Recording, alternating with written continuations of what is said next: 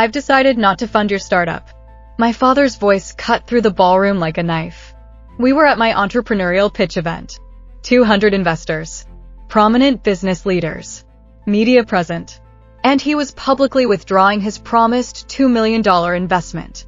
Right now, while I was on stage, my throat closed. I gripped the podium.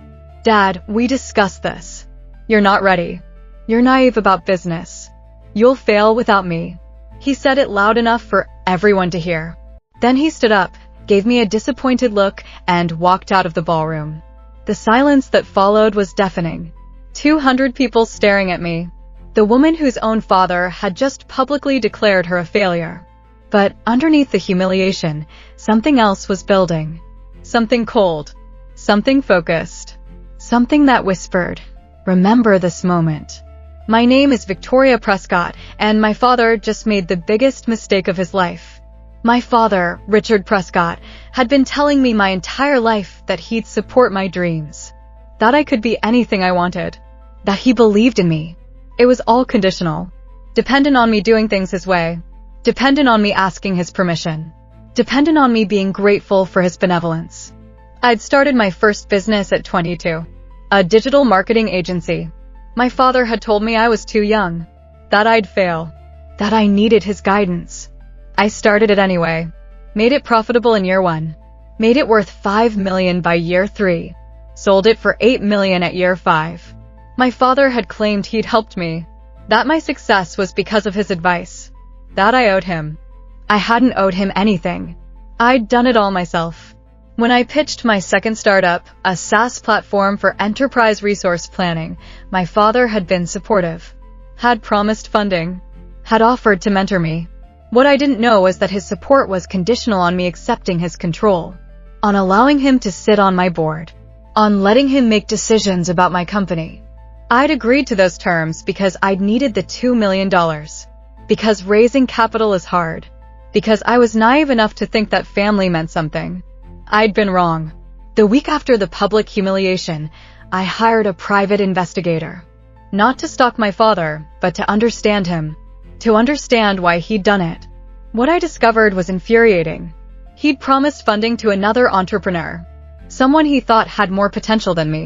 Someone he decided was a better investment than his own daughter. My father was playing investor. Was treating people's dreams as portfolio items. Was positioning himself as the mentor, the guide, the person who discovered them. And he decided I was no longer useful to that narrative. But I had something my father didn't have: discipline, focus, the ability to think long-term. I spent the next month researching companies, not startups, established companies with growth potential, companies that were profitable but undervalued, companies that had weak management. I found one, Pinnacle Solutions. A mid-sized enterprise software company. Revenue of $50 million annually. Operating margin of 30%. Located in the same city as my father. More importantly, my father worked there as a regional manager. One of 6. Not particularly important. Not particularly powerful. Just middle management. The company was family-owned. The current CEO was 68 years old. Thinking about retirement. Had 3 children who didn't want to run the business. It was vulnerable. I spent the next 3 months quietly building a consortium. Found 5 angel investors who believed in my vision. Approached a private equity firm about acquiring Pinnacle. The PE firm did their due diligence. Loved the margins. Loved the recurring revenue model. Loved that the business was scalable. "Why do you want to acquire this specific company?" the PE partner asked. I could have lied. Could have said something strategic about market positioning. Instead, I told the truth. Because my father works there. And he needs to learn what it means to report to someone better than him. The partner laughed. That's the most honest reason I've heard all week. Acquiring Pinnacle took 6 months of negotiation. The owner was resistant at first. Didn't want to sell. Wanted to keep the company family-owned. But I was patient. I met with him. Understood his concerns. Explained my vision for the company's future. And I was honest about my stake in this. Your current management structure is inefficient, I told him. You have regional managers like my father who are more interested in their own advancement than company growth. If you retire without fixing that, your children will inherit a company in decline. What are you proposing? Let me take over. Let me prove I can increase margins, improve efficiency, and position the company for real growth. He was skeptical, but his accountant did the math. My proposed acquisition price was fair. Above market value, actually. Because I wasn't trying to steal the company. I was trying to buy it. The acquisition was finalized in month 8. I became the new CEO of Pinnacle Solutions. Kept the current owner on as board advisor. Kept the majority of the staff. I just immediately began making changes. Streamlined processes. Eliminated redundancy. Reorganized the management structure. My father had no idea what was coming. I didn't fire my father immediately. That would have been too obvious. Too quick. Too kind. Instead, I scheduled a company-wide all-hands meeting. Introduced myself as the new CEO. Explained my vision for the company's future. Then I announced the new organizational structure. The regional manager positions were being eliminated. In their place, customer success managers. Lower pay. Lower authority. Entry level essentially. My father's face went white as he understood. He'd been demoted. Publicly. In front of the entire company. After the meeting, he came to my office. Victoria, what is this? Did you know I work here? Of course I knew. His expression shifted from confused to furious. You did this on purpose. You're punishing me. No, Dad. I'm running a company. Your position was redundant. It's being eliminated. You're destroying my career because I didn't fund your startup. I'm restructuring a company I own. What you do with that is your decision. He left my office shaking with rage. What I'd done was legal, ethical, professional, but it was also deliberately aimed at my father, and he knew it. He started looking for other jobs immediately, but his references weren't great. Turns out, when you're an ineffective middle manager who takes credit for other people's work, not many people want to hire you. After 3 months of job searching, he came to me with a proposal. I want the customer success manager position. You're overqualified. I need a job, Victoria. And you'll take the customer success role? Report to someone half your age. He nodded. But the humiliation was written all over his face. My father worked in my company for 6 months. Reported to a 28-year-old manager named Asha. Got paid less than he'd made in 15 years. Was no longer important. Every day, he had to watch me make decisions that affected his job. Had to watch me succeed in the business he'd said I was naive about. Had to work for me. It was poetic justice. But I wasn't just trying to hurt him. I was building something real. Pinnacle Solutions was becoming profitable. Revenue was growing. Margins were expanding. The company my father had once managed was now thriving under different leadership. And he was forced to watch that success happen without him. At month 6, my father requested a transfer. Said he wanted to work in the Portland office instead of being at headquarters. I approved it immediately. You're not going to try to convince me to stay? He asked, surprised. No. You're unhappy here. The Portland office has an opening. Take it. Be happy somewhere else. He left 2 weeks later. For the first time since the acquisition, I felt like I could breathe. 6 months after my father left, I received a call from Richard. His voice was different. Quieter. Smaller. Victoria, I owe you an apology. I didn't respond immediately. Just let the silence stretch. I was proud, he continued. I couldn't admit that you were successful without me. Couldn't accept that you'd built something real. So I tried to sabotage you. And then I lost my job because of it. Dad, that's not why you lost your job. You lost your job because the position was redundant. It wasn't redundant. You created that role specifically to demote me. Yes, I did. Why? Because you humiliated me publicly. Because you'd been lying to me my entire life about supporting my dreams. Because I needed you to understand what it felt like to be powerless. He was quiet for a long time. I understand now. Good. I didn't fire my father from the Portland office. Didn't reach out and ruin his life there. Just let him exist, powerless, in a company where he no longer mattered. What I did focus on was making Pinnacle Solutions great. Within 2 years, I'd doubled revenue. Expanded into new markets. Attracted top talent. The company that my father had once managed as middle management was now an industry leader. And every press release, every industry article, every announcement made it clear that I was the CEO, not my father. Me. 3 years after acquiring Pinnacle, I received a letter from my father. Handwritten. A real letter, not an email. I've been in therapy trying to understand why I sabotaged you. Why I need to be the hero in everyone's story. Why I couldn't just celebrate your success. The truth is painful. I was scared. Scared that if you succeeded without me, you wouldn't need me anymore. Scared that you'd realize I wasn't as important as I'd always told myself I was. So instead of just being proud of you, I tried to control you. To make myself necessary. And when you didn't need my control, I tried to destroy you. I don't expect forgiveness. But I wanted you to know that I understand now. And I'm sorry. I read that letter multiple times. Didn't cry. Didn't feel triumphant. Just felt sad. My father had spent our entire relationship trying to be the main character in my story. And when he realized he couldn't be, he'd tried to destroy my story entirely. Now he was broken. Living in Portland. Working a low-level job. Realizing too late that his daughter was never going to need his approval. It should have felt like victory. Instead, it just felt empty. I called my father and asked if we could meet. He said yes immediately. We met at a coffee shop in Portland. He looked smaller than I remembered. Older. Like the last 3 years had aged him a decade. Thank you for meeting with me, I said. Of course. I was hoping you would. I got your letter.